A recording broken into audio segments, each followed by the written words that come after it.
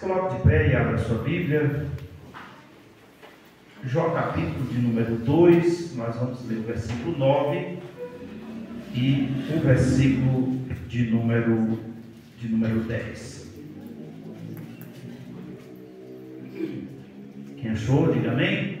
Está aqui também no telão, os irmãos podem acompanhar. Então sua mulher disse: ainda retens a tua sinceridade? Amaldiçoa a Deus e morre. Mas ele disse: como fala qualquer doida, assim falas tu.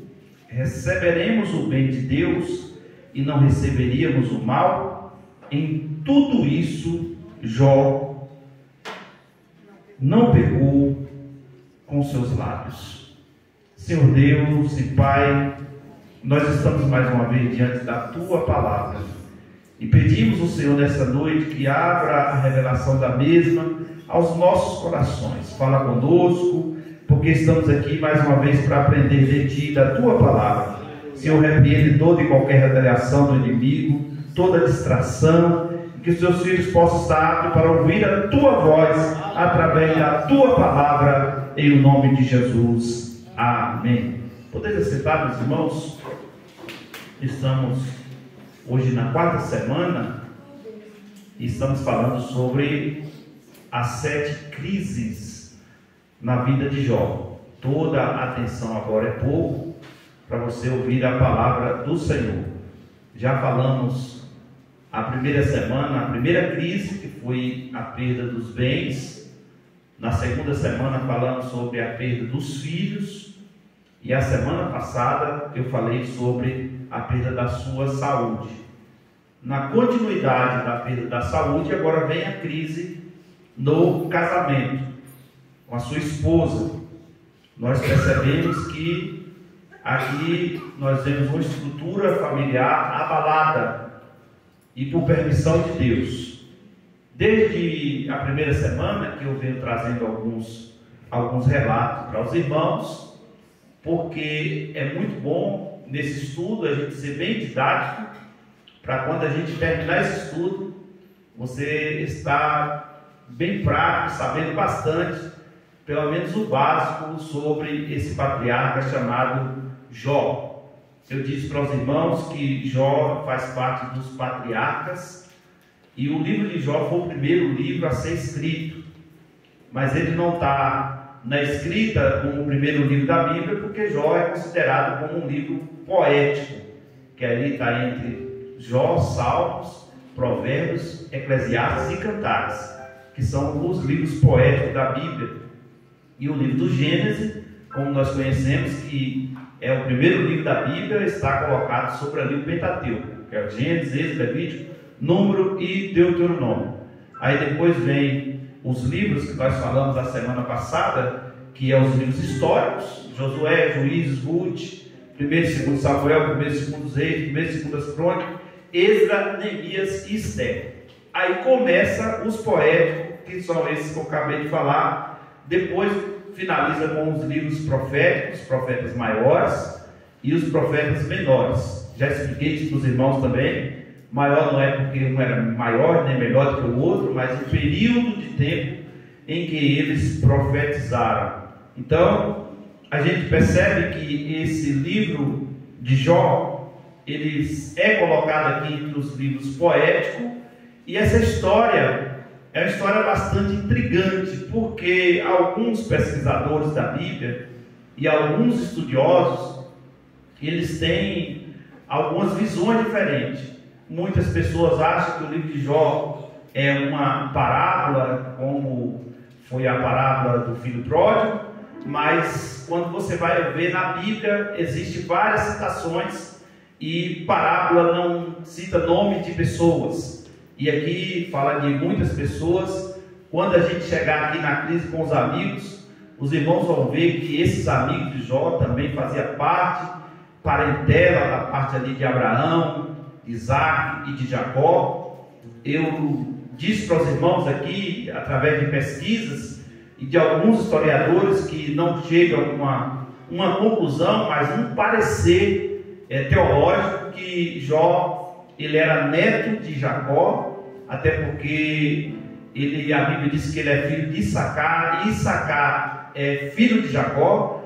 E eu, a semana passada, teve uma conversa com o pastor Derico, e ele me fez até pesquisar mais um pouco, e eu fui fazer uma pesquisa mais minuciosa, e eu fiz algumas anotações aqui, e eu quero trazer para os irmãos entenderem essa cronologia bíblica, porque entre essa história de Jó tem 720 anos após o dilúvio. Então a gente vê que começa a primeira dispensação da inocência, depois da consciência, que é do pecado, depois o governo humano, que é onde construíram uma torre, aí depois que vem essa dispensação dos patriarcas, isso após o dilúvio. E os irmãos sabem que após o dilúvio, os filhos de Noé, que é Sem, Cã e Jafé, e nesse período, um período de 502 anos depois do dilúvio, e contemporâneo a Abraão, com 150 anos. E aqui vem Abraão, Isaac vem nascer após 25 anos, depois Jacó, aproximadamente quando ele tem Isaac com 60 anos, ele nasce, e Jacó aproximadamente 85 anos quando ele teve Issacar. E eu fui fazer uma matemática aqui. Esse período após o dilúvio deu 772 anos. E a gente vê que a Bíblia diz que a prova de Jó começou quando ele tinha aproximadamente 70 anos e viveu mais 140 anos. Então, fazendo essa cronologia bíblica, dá-se a entender que ele realmente era neto de Jacó, ou filho neto de Jacó, porque ele era filho de Issacar. Issacar é um dos filhos de Jacó. Então, só para os irmãos entender essa cronologia, porque a Bíblia ela não deixa ela ponta solta, mas exige alguns estudos que até os teólogos mais renomados eles deixam um parecer. É como alguém querer discutir o espinho na carne de Paulo. Alguém fala porque Paulo, quando caiu do cavalo, machucou a perna, ficou meio cego, tinha um problema no estômago. Alguém fala um monte de coisa, mas a gente só vai saber quando a gente chegar lá que espinho foi esse. Podemos dar alguma dedução, um parecer, até porque ele fala, o Marcos fala que se pudesse arrancar os olhos para dar para ele. Então a gente vai entender através da Bíblia Sagrada os pareceres que a gente tem. Mas dito isso, nós vamos hoje entrar nessa quarta crise, porque quando Jó perde os bens, ele rasga a sua veste só depois que ele perde os filhos. Mas quando ele perde os bens, ele fica tranquilo: o Senhor me deu, o Senhor tomou. Quando ele perde os filhos, a Bíblia diz que ele faz um luto profundo, rasga as vestes, raspa a sua cabeça e fica ali amargurado. Aquela postura dele, que a Bíblia diz que Jó adorou, o sentido de adorar ali, não é falar: Deus, eu te agradeço porque você matou os meus filhos, mas no sentido ali do coração ferido. Você imagina, de uma vez só, chegar uma notícia dentro de 30 segundos, alguém dizer: eu estava ali com seus filhos, veio um vento de lá, um vento de cá, dos quatro ventos, entrou dentro da casa, teus filhos empregados, morreu, todo mundo, só escapou eu para trazer a notícia. Você imagina esse homem como estava com o coração ferido em perder os seus filhos. A semana passada falamos da saúde. E a saúde de Jó, irmãos, os irmãos que não viram, podem voltar lá no YouTube da igreja, TVADA, você vai encontrar lá que Jó, irmãos, a saúde foi debilitada, toda a sua saúde física, mental, emocional, até os seus ossos adoeceram. Eu falei aqui sobre isso a semana passada. Então nós vamos entender hoje sobre essa crise do casamento. A vida toda que a gente estuda sobre o livro de Jó, e a gente usa até a expressão da mulher de Jó: amaldiçoa esse teu Deus e morra. E nós vamos ver, através do estudo da palavra, essa expressão amaldiçoar. Será que realmente ela mandou amaldiçoar a Deus? Será que realmente essa mulher ela estava tão amargurada, tão revoltada, tão desviada da presença de Deus, porque se Jó servia a Deus, os seus filhos estavam ali, essa família é uma família estruturada, irmãos. Mas vocês imaginam o coração de uma mãe que perde os seus 10 filhos, que tinha uma vida financeira abastada. Você imagina, colocando na linguagem de hoje, que ela podia comprar a melhor roupa, a melhor bolsa, que ela podia fazer o que ela queria, e de repente o provedor da sua casa, os seus bens, já não tinha mais nada, e por acabar de aumentar a situação, ela perde os seus 10 filhos de uma só vez. Você imagina como estava o coração dessa mulher.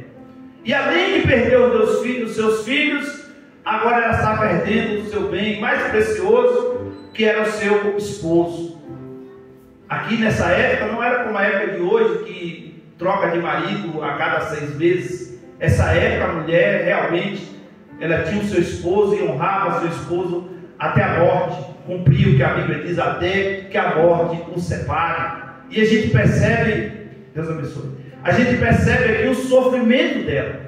E nesse sofrimento dela, acontece essa crise no relacionamento. Lembrando os irmãos que Jó aqui já não está mais dentro de casa. Jó não está mais dormindo na mesma cama que ela. Jó aqui já não está mais sentando na mesa todos os dias pela manhã para tomar um café, para almoçar, para fazer o café da tarde, para lanchar. Jó aqui está no monturo. Por isso que eu disse que é a continuação da crise da semana passada, que foi a enfermidade. Porque Jó aqui está doente. Jó aqui está enfermo.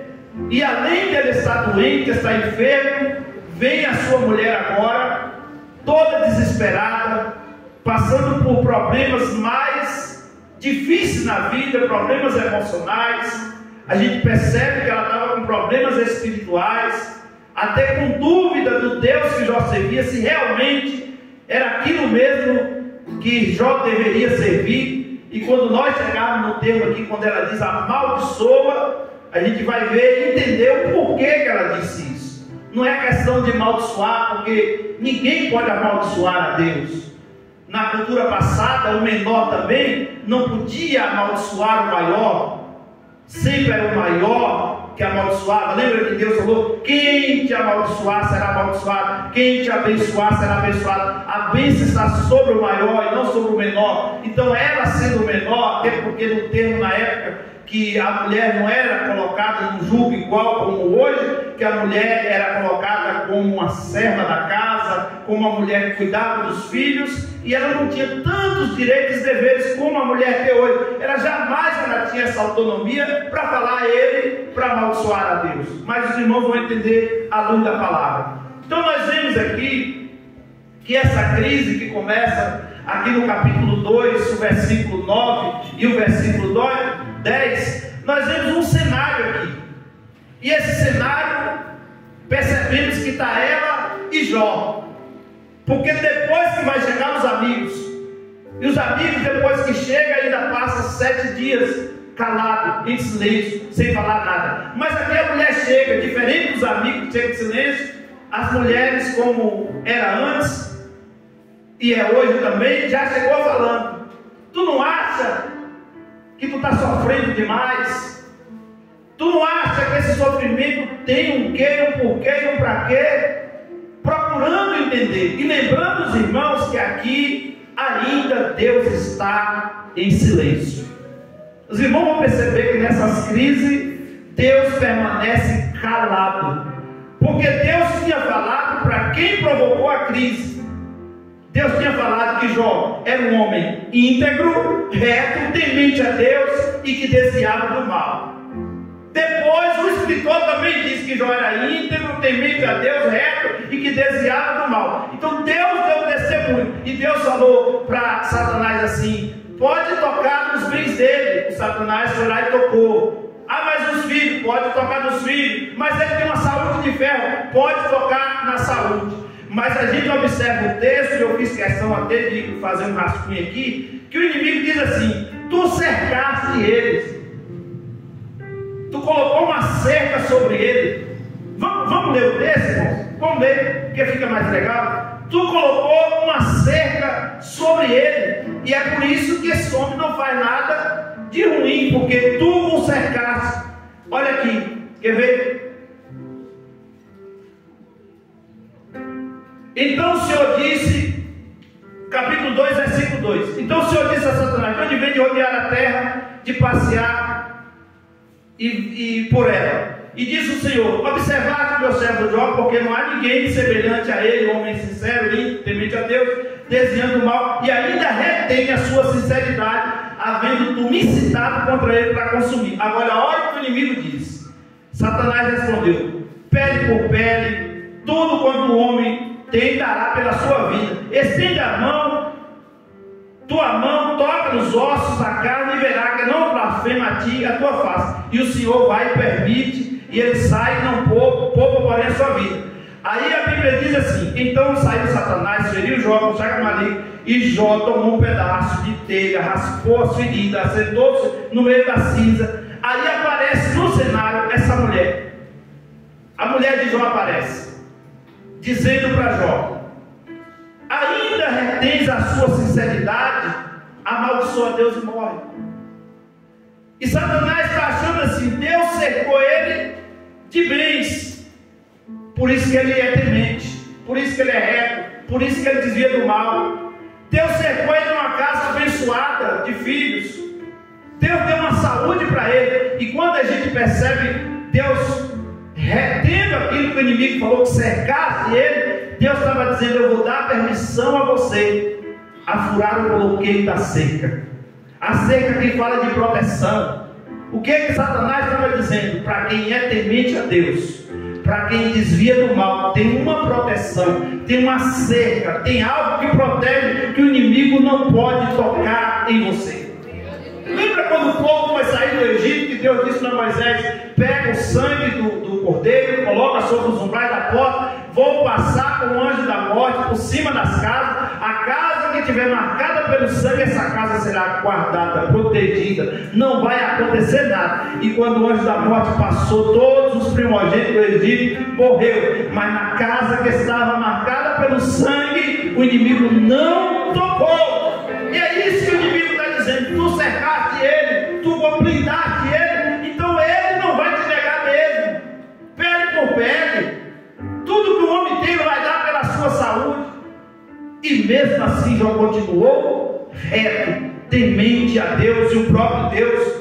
Na segunda vez que o inimigo aparece, Deus dá o mesmo testemunho. E a segunda vez que o inimigo aparece, Jó já tinha perdido seus animais, Jó já tinha perdido seus filhos, e agora ele vai ser tocado na sua saúde. E em continuação da perda da saúde, vem agora essa crise no seu casamento. Então a resposta inicial de Jó, quando a mulher fala com ele, a reação dessa mulher de desespero, ela faz uma sugestão a Jó, a renunciar à sua fé. E olha o diálogo que ela tem com ele. Primeiro ela chega e diz: ainda retens a tua sinceridade? É uma pergunta que ela faz. Tu ainda vai ser sincero diante desse Deus que tanto mal nos causou? Vamos parafrasear aqui o diálogo dela com Jó, porque o texto aqui é um texto curto, mas não foi só essas palavras que ela disse. Isso aqui está dentro do diálogo e foi tirado de um contexto o que ela disse. Ela chega para Jó e diz assim: há poucos dias ou há pouco tempo nós perdemos tudo. Perdemos o nosso gado, perdemos nossas ovelhas, colocando na linguagem de hoje, as nossas empresas, os nossos tratores, os nossos caminhões. Financeiramente nós não temos mais nada. Depois, para acabar de completar, nós perdemos os nossos 10 filhos. E agora você está morrendo. E eu falei a semana passada, essas chagas malignas que foi acometida sobre Jó, não foi simplesmente uma ranceníase, uma lepra como alguém pensa. Os irmãos sabem que Jó foi ferido em todos os aspectos que eu mencionei aqui. 15 enfermidades que foi acometida sobre Jó, nos ossos, na pele. Os ossos de Jó, alguns historiadores dizem que se quebravam de tão podre que estava. Saía bicho da sua pele, caía carne e esse homem está com mau cheiro, fedido. Mas mesmo assim essa mulher, eu não sei, porque na cultura da época as pessoas se aproximavam de uma pessoa numa situação dessa, porque eles pensavam de ser uma doença contagiosa. Segundo a história, era um tiro de pedra, que é aproximadamente de 25 a 30 metros. Eu não sei se esse diálogo está muito perto dele ou muito longe, mas eu acredito até, por questão cultural, ela estava na mesma distância que os amigos de Jó ficaram, 25 metros a 30 de distância. Mas dá para ter um diálogo. E ela conversando, dizendo: tu não está vendo o homem que já aconteceu conosco, você está morrendo. Faça alguma coisa para ver se pelo menos você para de sofrer. Na verdade, ela sugere a Jó pedir a Deus a sua morte. Ela sugere a Jó abandonar a sua sinceridade. E por sinal, Jó não sabe de nada do que está acontecendo, porque ainda não tinha sido revelado que foi o próprio Deus que permitiu essa situação. Deixa eu abrir um parênteses aqui para explicar algo para a igreja do Senhor. Pare de questionar a Deus em momentos difíceis. Deixa eu ser profeta de Deus aqui nessa noite. Pare de murmurar quando estiver acontecendo alguma coisa que você não tem resposta. Pastor, mas Deus está em silêncio. Deus, quando está em silêncio, Ele está trabalhando. Deus não se cala por acaso. Jesus, quando estava na tempestade, Ele estava no barco, estava dormindo em silêncio. Enquanto Jesus está em silêncio, os discípulos estão desesperados. Mas quando eles acordam Jesus, a palavra que eles dizem para Jesus: será que o Senhor vai deixar a gente perecer? Jesus dá uma esticada quando acorda, né?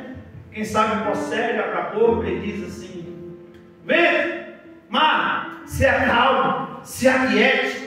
Você percebe que Jesus, antes de acalmar a tempestade, não fala nada para eles, continua em silêncio. Mas Jesus, para a tempestade, para o vento, Ele manda aquietar e acalmar, e eles olham um para o outro e dizem: quem é este que até o vento e o mar lhes obedece? Pare de questionar a Deus nos momentos difíceis, porque você está cercado por Deus.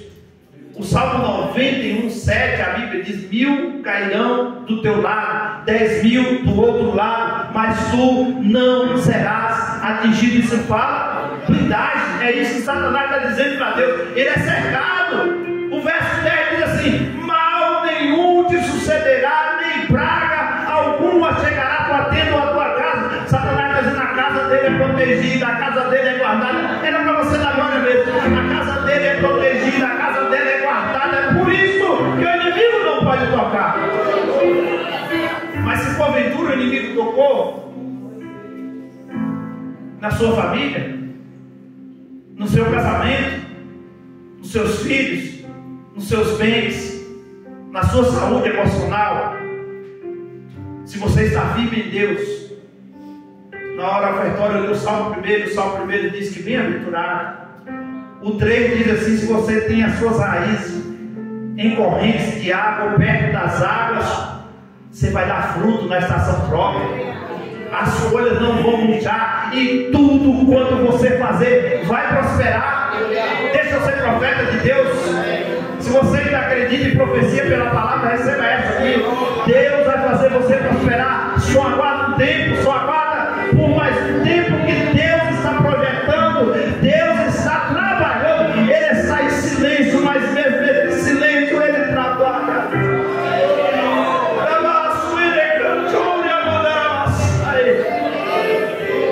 Eu estou sentindo graça de Deus nessa noite para ministrar sobre a tua vida, porque há uma presença de Deus aqui. Não existe crise sem propósito, não existe luta sem ter o propósito de Deus.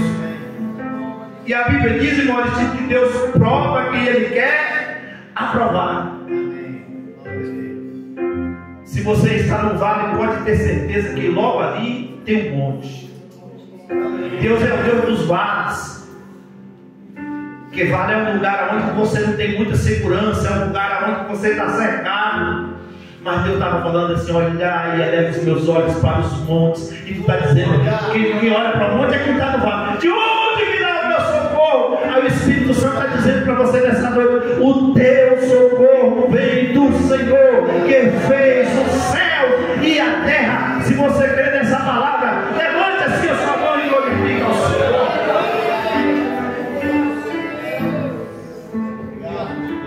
Mas aqui a gente vê a estrutura desse homem, do casamento abalado.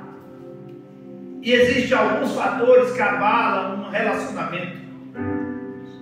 E a gente vê aqui, biblicamente falando, eu anotei alguns aqui: julgo desigual, finanças, familiares, religião, política, jogos. Muitas coisas podem abalar a estrutura de um casamento. Mas a gente observa aqui que na vida de Jó, o que abala a estrutura do casamento de Jó? A perda dos bens materiais. Faliu. Você imagina um homem mais rico do Oriente da época, não era o moço da vida, um homem que podia fazer um foguete da ré. Estou usando a linguagem de hoje. De repente ele perde tudo. Aí você imagina esse homem com 70 anos, com os 10 filhos, tudo criado. A gente percebe que os filhos tinham suas casas, porque a Bíblia diz que eles faziam festa nas casas uns dos outros. E nesse dia que eles morreram, estava na casa do mais velho. Agora esse homem passa por uma terceira crise, que é a sua saúde. Porque a Bíblia não fala da mulher de Jó reclamando em nada quando os filhos morreram. Claro que ela reclamou, claro que ela ficou triste, mas a Bíblia não fala. Mas quando vem a enfermidade, que ela vê aquele homem todo podre, ela sabendo quem era aquele homem, porque ela mesma pergunta: tu ainda vai manter a tua integridade com Deus? Ela sabia que Jó era o homem de Deus. Ela sabia que ela não estava falando com qualquer um. Ela sabia que aquele homem era o sacerdote da casa dela, porque só podia fazer sacrifício quem era sacerdote. Claro que numa época antes do ofício sacerdotal, Jó já fazia sacrifício por ele, pela sua casa, pelos seus filhos. E ela olha para ele, aquele homem podre. Irmãos, imagina como que estava a fisionomia de Jó. Porque ele fala no texto que não conseguia comer porque amargava tudo que comia. A enfermidade que foi acometida, saía bolha dentro da sua boca, perdeu os seus dentes. Esse homem só dá o couro e o osso, literalmente falando. Fedido. E a única coisa que ele tinha, um pedaço de caco de telha, quem sabe que sobrou de uma das casas que foi derrubada. A cinza ali que a Bíblia fala é um lugar afastado. Isso não quer dizer que Jó estava no meio do templo. Ele estava em algum lugar ali, em algum celeiro, em algum lugar ali, reservado, sem poder ter contato com ninguém, num isolamento total. Lembra da Covid, que quando a pessoa tinha um Covid, que tinha que ficar 14 dias sem ter contato com ninguém?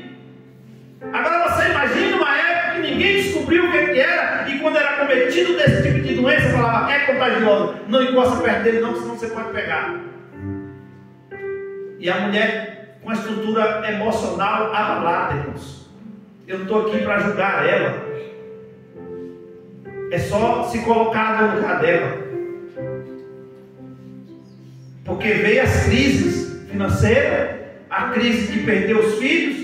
A gente que tem filho, quando os filhos da gente crescem, que é aquela síndrome do lar vazio, do ninho vazio, que a gente pensa que os filhos não vão crescer, que os filhos não vão deixar a gente já passa uma tristeza danada. Cadê meus filhos? Que o menino está todo dia vai ir, daqui a pouco um está para lá, outro está para cá. E agora eu já tenho até neta, né? Já está quase falando, né? Você acredita? Quando eu vim para a igreja, minha filha me ligou, a minha safada conversar, já está graiando, fazer igual o povo mais velho fala, né? Está graiando. Mas você imagina que os filhos vão embora, mas você imagina perder de verdade, quando você falar assim, Deus levou. E essa mulher falou, não deixou nem o neto, não deixou ninguém, não deixou uma descendência, mas mal sabia ela que era o projeto de Deus. Irmãos, as pessoas mais bonitas da terra foram Adão e Eva, antes do pecado. Mas as mulheres mais bonitas da terra foram as filhas de Jó, depois que nasceu. Nós vamos falar sobre ela lá na frente. Mas é a Bíblia que diz. E eu estou tentando lembrar o nome. Keren Apuk.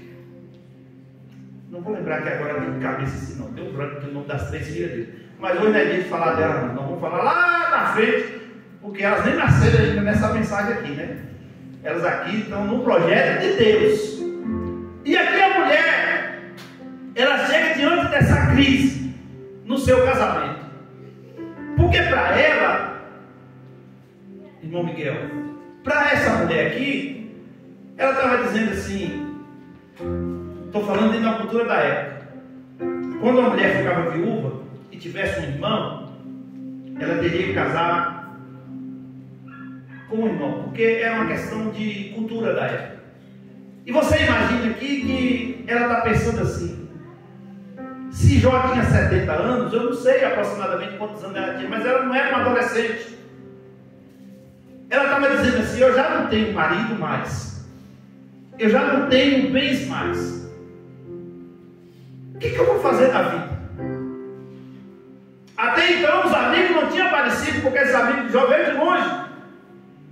Até então, nesse momento, eles não tinham aparecido nesse cenário. Os irmãos vão ver que ele vai aparecer do versículo 11 para frente.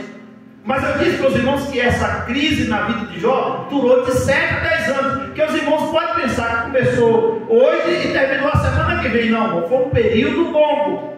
Se um período de um mês de prova já é ruim, você imagina você passar 7, 8, 9, como tem pessoas que não estão esperando da parte de Deus há 10, há 20 anos uma resposta. Abraão esperou 25 anos para Isaac nascer, e Deus que promete, Ele cumpre. Só que Jó não sabia que Deus tinha prometido nada, Jó não sabia que Deus tinha falado nada, Deus estava ainda em silêncio. E aqui vem essa mulher triste e abatida. E a gente sabe, irmãos, que toda tragédia na vida de uma família, um acidente, um ato inesperado, uma doença, um câncer, alguém está bem, mas está doente, mas vai no médico, descobre que está com câncer. Parece que quando você descobre, você morre mais rápido. Você imagina uma bala que tem uma família. Agora você imagina a pessoa estar doente, desenganada e não morre. É como dizer hoje, o médico vai lá e tira os aparelhos. Ó, chama a família assim, ó, não tem mais jeito para ele, está desenganado, nós vamos tirar o aparelho. Tira o aparelho, o danado não morre. Assim foi Jó. Eu vou repetir o que eu já disse aqui em algumas mensagens dessa série. Nunca mais você vai ver Deus fazer o que fez com Jó. Deus só fez isso uma única vez. Agora a Bíblia diz que Deus prova quem Ele quer aprovar. Você nunca vai receber nada de Deus sem passar pelo processo. Quem dá coisa fácil é o diabo. Se tu joelhar diante de mim, eu vou te dar o rei. Não é? Foi assim que Ele fez com Jesus? Só joelha. Mas Deus não. Deus, Ele faz você passar pelo processo. E quem pula processo tem que voltar do zero. Porque no céu não é elevador, no céu ainda tem escada. É degrau por degrau. Jacó lutou com o anjo a noite toda, achou que tinha resolvido o problema. O anjo pegou na coxa dele, deu uma espadada na coxa, e Jacó ficou andando, ó. E você sabe que para subir escada já ruim, você imagina mancando. Ele estava dizendo, é devagar, devagarinho, é que você vai alcançando. É por isso que a Bíblia diz que nós vivemos como de fé em fé. E fé é degrau. Você sobe um degrau hoje, sobe um degrau amanhã. Pastor, mas de vez em quando a gente recua como um pedregou. Mas Jesus sempre está chamando, volta para o lugar novamente. Lembra que Abacuque falou, aviva, Senhor, a tua obra onde? No final dos anos.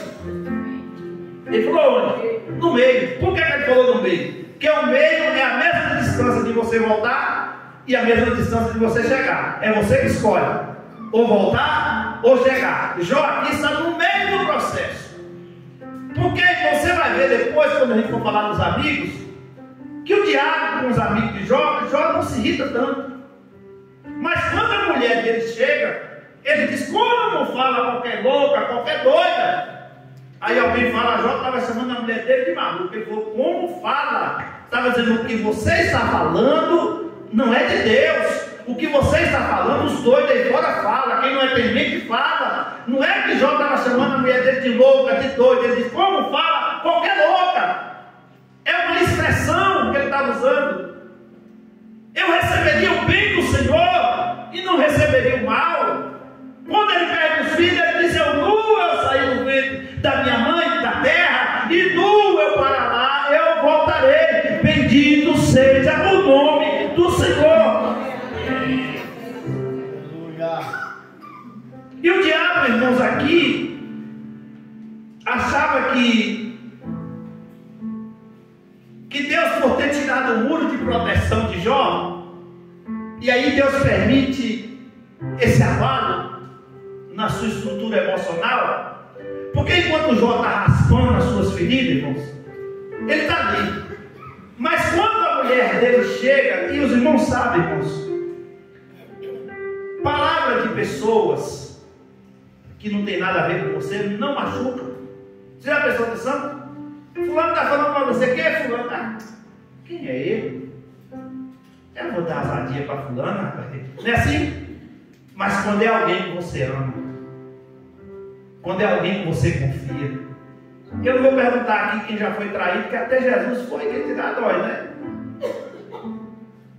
Quando você sabe que alguém é da sua confiança e a pessoa fala de você, quando você tem aquele melhor amigo, e aí acontece algo e abala aquele relacionamento, aquilo dói, machuca.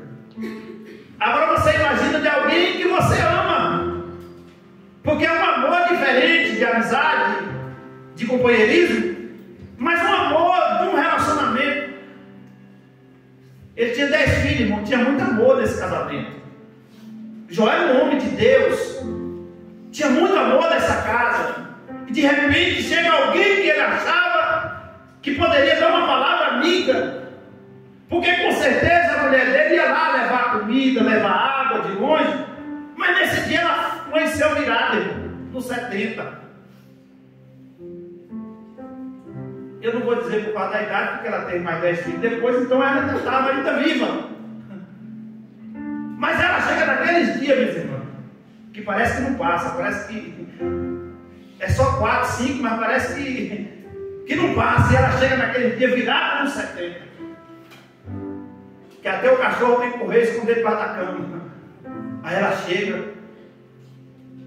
você ainda vai manter essa integridade, ó? Você não está vendo o que está acontecendo na nossa casa? É como se ela estivesse dizendo: a culpa é sua.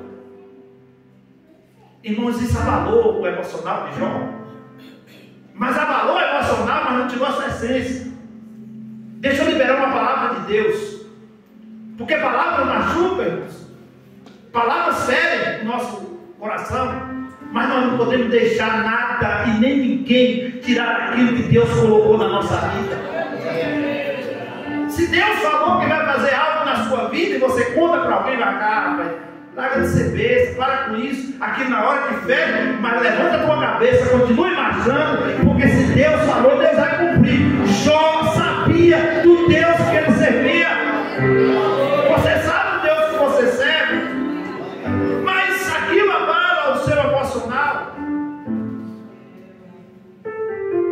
Quem sabe ela estava dizendo: olha, eu estou para te abandonar, eu estou para não vir mais aqui, porque a culpa é sua. Tudo isso está acontecendo por causa da sua integridade. E aqui vamos passar, porque eu só tenho 15 minutos e eu tenho muita coisa aqui. E nesse contexto, quando ela chega, amaldiçoa a Deus, capítulo 2, versículo 9, amaldiçoa a Deus e morre. Provavelmente provavelmente ela está esperando aqui uma solução. E essa solução que ela está esperando para o problema era a morte de Jó. Porque a enfermidade curada. E ela pergunta: vai permanecer íntegro? E eu falei de integridade que no hebraico é dantea, que significa completo, que significa nas variantes de perfeição, de plenitude, de inocência, de justiça, de maturidade. Ela está dizendo: tu vai continuar ainda maduro, tu vai continuar ainda com essa insistência de servir a Deus. Quantos de nós que já fomos afrontados por alguém, você ainda vai continuar fazendo a obra de Deus? Você ainda vai continuar indo na igreja? Você ainda vai continuar servindo a Deus? Está tudo dando errado. Está tudo fora do lugar. Aí você na hora fica assim: pior que é verdade mesmo, né? Mas depois o seu coração, o Espírito Santo entra na tua alma e diz: continue me adorando. Porque quando está pertinho de você receber a sua bênção, eita Jesus, quando está pertinho de receber a sua vitória, aí que o inimigo vai se levantar mesmo. Eu não posso dizer nem afirmar que essa mulher estava endemoniada, mas eu posso afirmar para você que ela deixou o espírito do ódio, da ira, do rancor. Ela deixou algo entrar no seu coração e deixou a sua boca ser usada pelo inimigo naquele momento. Às vezes acontece. Pedro estava andando com Jesus e Jesus falou para trás de mim: Satanás, Pedro, fica, diabo, sai. O diabo procurou todos os meios para tirar a integridade de Jó. E você acha que o inimigo não ia usar alguém que estava próximo dele? Ainda mais com o coração abalado. Se você for estudar, irmãos, essa mulher, como é que ela estava? Ela estava com um estado depressivo no último.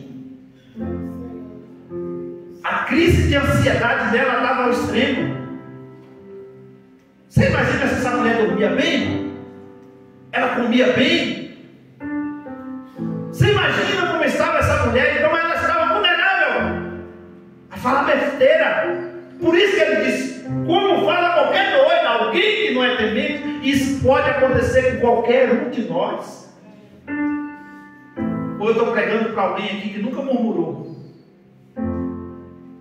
Ou eu estou pregando para alguém aqui que nunca pensou que Deus tinha te abandonado?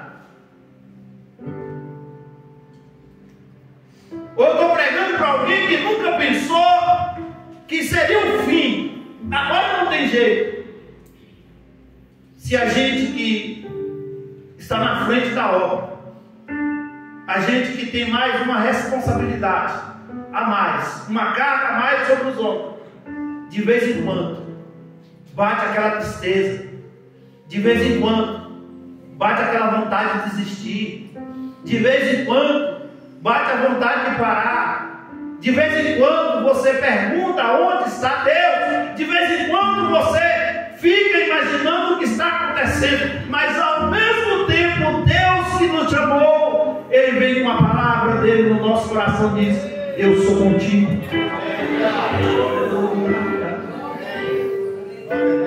Eu estou contigo. Eu não abro mão de você. Espera só um pouquinho, vai passar.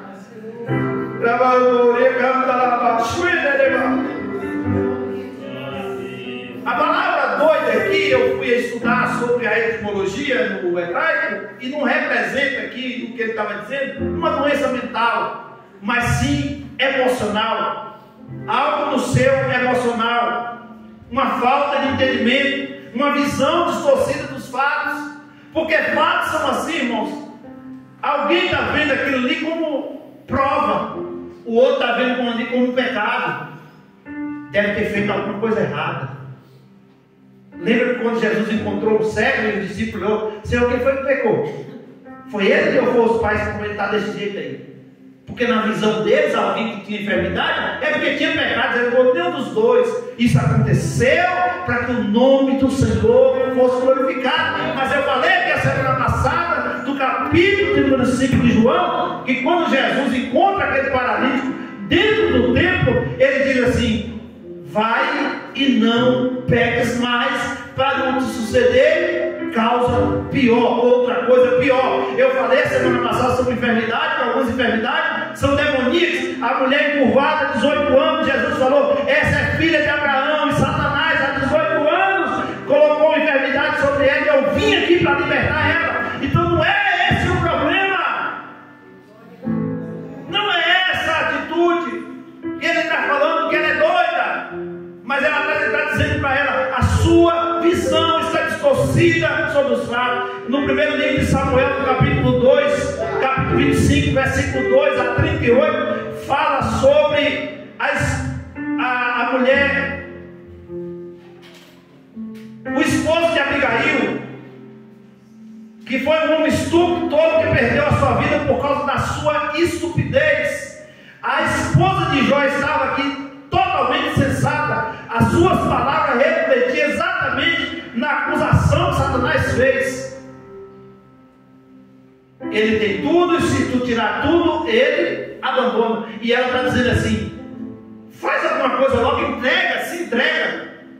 Mas ela não está sabendo de nada do que está acontecendo. Nem Jó está sabendo de nada. Só tinha dois seres que sabiam do que estava acontecendo: o mal e o bem, Deus e o diabo. E Deus está de lá de cima, porque Deus é onisciente, onipresente, onipotente. Deus não ficou preocupado lá de cima, não. Será que ele vai fazer? Será? Deus já sabia, irmãos. Deus já sabia. Só que o diabo, ele não é onisciente, ele não é onipresente e nem onipotente, nunca vai ser. Mas o nosso Deus sabe de tudo, conhece tudo, vê tudo. E Deus sabia, ele não vai pecar. E a mulher de Jó aqui, ela perde de vista o relacionamento com Deus. Quando ela chega a essa situação, eu entendo que ela perde a sua confiança em Deus.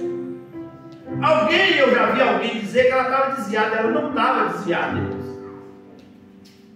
Ela estava machucada, ferida. Essa expressão, como fala uma louca, Jó estava dizendo assim: tu tem que entender a situação. E ele mesmo diz, olha o versículo, irmãos, o versículo de número 10: como fala qualquer doida, assim fala tu. Receberemos o bem de Deus, não receberemos o mal? E em tudo isso não pegou Jó com os seus lábios. Deus fez 56 perguntas para Jó. Nós vamos lá na frente ver sobre isso. E Jó não conseguiu responder nenhuma delas. E nem ninguém vai conseguir responder nenhuma delas. Porque Deus pergunta: onde você estava? Onde eu criei o céu, onde eu criei a terra, onde eu criei o vento, onde eu fiz as coisas. Você está pensando que eu sou qualquer um, Jó? Eu sou o Criador, Jó. É eu que dou a vida, é eu que tiro a vida, é eu que levanto, é eu que abato. Deus está dizendo: eu sou Deus e eu confiei em você e você venceu. Irmãos, entenda uma coisa: se está tendo alguma crise, ou crise financeira, ou crise familiar, ou crise na saúde, ou crise no relacionamento, saiba de uma coisa: Deus é fiel para no momento certo, na hora certa, trazer a restauração. E a ideia aqui de amaldiçoar, se a gente entender, é blasfêmia contra Deus. E ela não podia blasfemar, até porque ela era a fonte que Deus preservou, e Deus sempre vai preservar a fonte. Porque Deus podia matar essa mulher, sim ou não? E dar uma mulher muito mais nova, muito mais bonita para Jó, mas Deus preservou a fonte. Deus falou: é com ela, Jó, tu vai ter mais 10 filhos de novo. Essa mulher foi uma guerreira, porque ela já tinha tido 10, depois mais 10, 20 filhos. Ah, pastor, mas Deus não ia dar em novo, por que ela não teve 20 filhos? E os 10 que ela já teve? Não foi Deus que deu? Então Deus deu de novo, mas só você fazer as contas. No dia do juízo final, quando todos nós encontrar, esse 20 menino vai estar lá. Porque todos foram filhos de Jó, do patriarca. Tem uma história deles. Então vamos lá, encerrando. Então essa ideia de amaldiçoar seria uma blasfêmia e uma interpretação um pouco suplexa. Mas a mulher, ela faz uma orientação aqui de amaldiçoar no capítulo 2, versículo 9. E uma vez mais, nós temos que utilizar uma ferramenta que na teologia nós chamamos de hermenêutica, de fazer algumas perguntas. O que a hermenêutica faz? É você entender o texto, o contexto e o porquê daquilo. Então, foi ela realmente isso que ela disse? Como está escrita essa frase em hebraico? Qual a intenção por trás dessa afirmação? E o significado literal desse termo, que traduzido não é amaldiçoar. E eu fiz questão de anotar aqui do dicionário Strong, se você quiser depois conferir, que no dicionário Strong é baseado mais ou menos no texto de Josué 22:6. Quando chegava alguém na sua casa, a pessoa abençoava aquela pessoa e despedia. E foram-se as suas tendas. Lembra que Jesus, quando... Eu estou me lembrando disso aqui. Jesus mandou pregar de 2 em 2, não foi? Foi quando vocês chegarem numa casa e essa casa não receber vocês, o que vocês fazem? Amaldiçoa a casa? Ó, sacode a poeira do pé e vai para outra casa. João chegou para Jesus e falou: deixa nós tacar fogo naquela cidade, esse povo não quer nada não. Jesus falou: não precisa vocês fazerem nada. É nesse sentido, com bênção você é abençoado. Com maldição, Malaquias 3:10, com maldição você é amaldiçoado. Então, nesse sentido aqui, segundo o dicionário Strong, essa palavra pode significar, para a pessoa que está saindo daquela situação de cumprimento, invocando a bênção de Deus, sendo grato pela vida daquela pessoa. Então ela está dizendo: agradeça a Deus, João. Já que você não quer deixar de ser sincero, você não quer abandonar esse Deus, faz alguma coisa aí, pega o seu banquinho, sai de mansinho, peça a Deus para tirar a sua vida. Aí nesse contexto ele diz: como fala qualquer louca. Tu não é doida não, mulher, mas a situação que você está aí, qualquer doida aí fora aí, ou qualquer pessoa que não está batendo bem na cabeça, ia falar uma besteira dessa. Eu receberia o bem do Senhor e não receberia o mal. Bendito seja o nome do Senhor.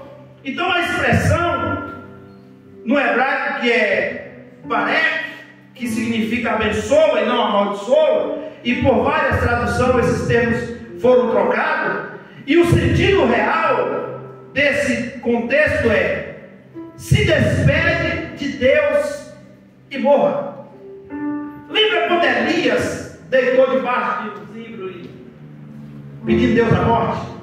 Porque ele não podia se matar, porque senão ele ia para o inferno. Mas ele falou: Deus me mata, eu só estou só, está todo mundo querendo na minha cabeça. Aí o que Deus fez? Foi lá, mandou o anjo, pegou água, pão. Elias come o pão e bebe a água. O que acontece? Sai correndo, vai dormir de novo, torna a comer, torna a beber. E a Bíblia diz que com a força daquela comida ele caminhou 40 dias. Ah, você pensa que Elias parou? Não, ele entrou na caverna. E Deus mandou o vento, Deus mandou fogo, Deus mandou tempestade, e nada de Elias sai de dentro da caverna. Mas a Bíblia diz que com a voz mansa e suave entrou dentro da caverna e diz: o que fazes aqui? Aí ele responde: Deus, eu fiquei só. Aí Deus abre os olhos dele: olha lá embaixo, tem 7.000 que não se dobrou. Tu ainda tem unção ainda para 3. Tu não está sozinho não. O sentido é esse sentido aqui: desista, parta para outra dimensão. Ela estava dizendo: desista. É só você pedir a Deus a morte. E a gente não vê aqui ele pedindo a morte, mas ele estava dizendo: eu recebi o bem, eu vou receber o mal, mas bendito seja o nome do Senhor.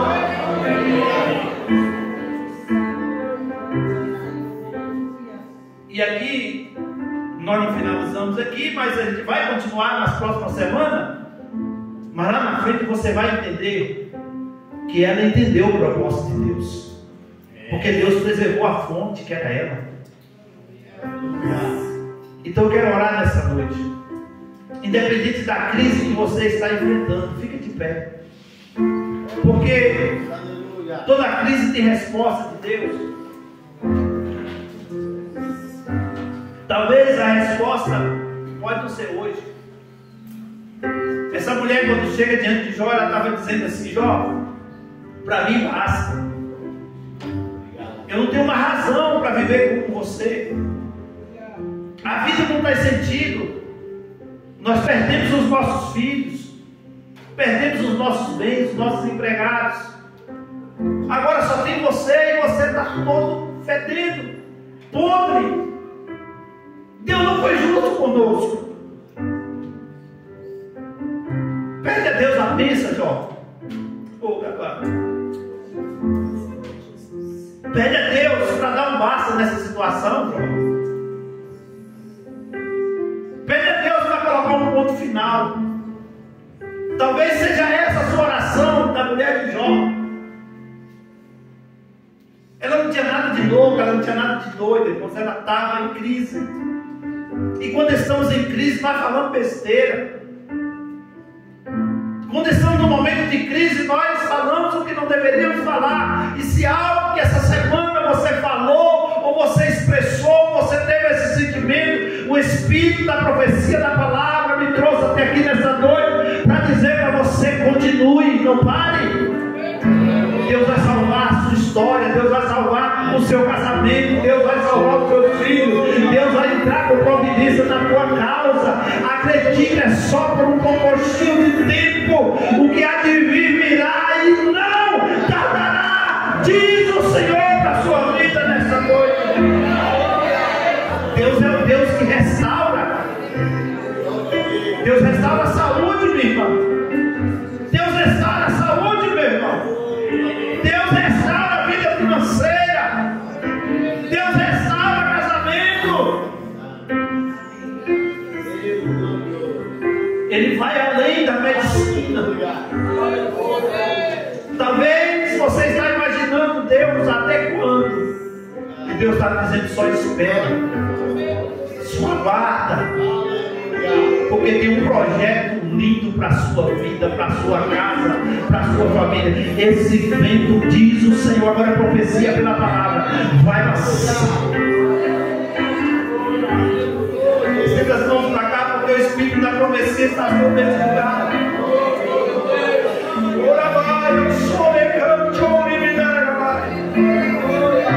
Deixa o Espírito Santo de Deus trabalhar no seu coração nessa noite.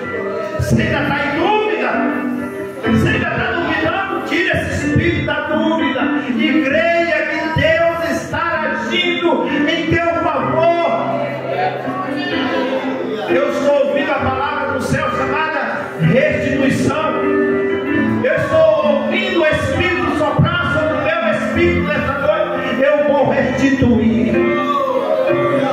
Por que ainda duvidas? Eu não te falei?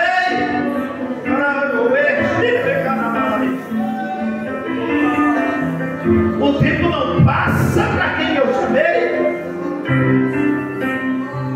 E o tempo está chegando, diz o Senhor. Se ainda há dúvida no teu coração, ainda essa semana vou te mostrar um sinal.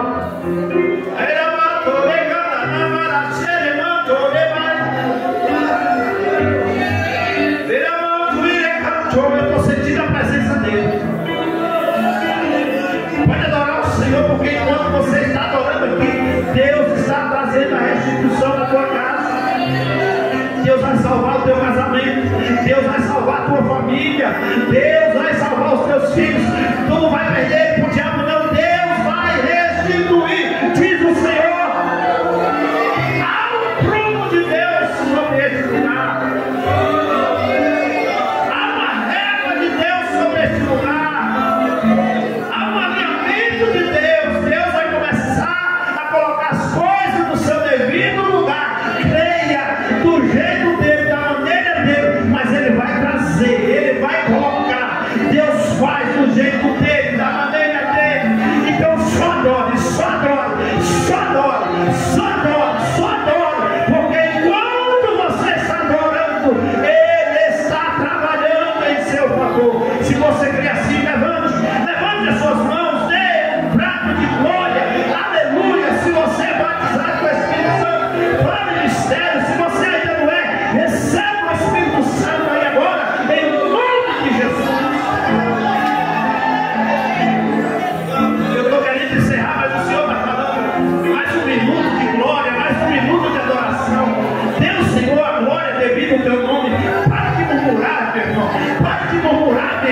pode questionar a Deus. Deus está dizendo para você nessa noite: eu estou no negócio, eu estou contigo, eu estou no controle, eu não perdi o controle.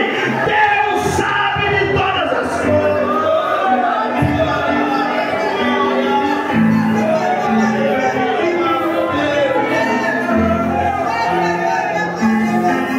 Há poder de Deus sobre a tua vida. Deus, em nome de Jesus, teu filho amado, a tua palavra que não volta vazia, mas ela vai produzir os frutos pela qual foi criada. Trabalha agora, Senhor, na mente, no coração. Restaure essa vida, essa família. Ó Deus, se porventura tiver alguém passando por alguma crise familiar, que o Senhor possa entrar com providência, que o Senhor possa solucionar esse problema, acalmar essa tempestade, fazer esse vento se aquietar, Senhor. Que o Senhor só possa soprar o vento da paz, possa soprar o vento da saúde e da misericórdia, o vento do amor, Senhor. Que o amor que nos une é maior do que as barreiras que nos separam. E nós te agradecemos em nome de Jesus. Que o amor de Deus, nosso Pai, a graça de nosso Senhor Jesus Cristo, nosso Salvador, e as doces consolações do Espírito Santo, nosso Consolador, seja com você, com a sua casa, com a sua família, e com a alegria todos possam dizer: certamente que a bondade, a misericórdia me seguirão todos os dias da minha vida, e habitarei na casa do Senhor por longos dias. Amém. ADA 2024, Igreja Avivada e Discipulada para o Arrebatamento. Olhe para o lado aí, olhe para um lado, olhe para o outro, olhe para trás, olhe para frente. Diga comigo assim: foi bom estar na casa de Deus.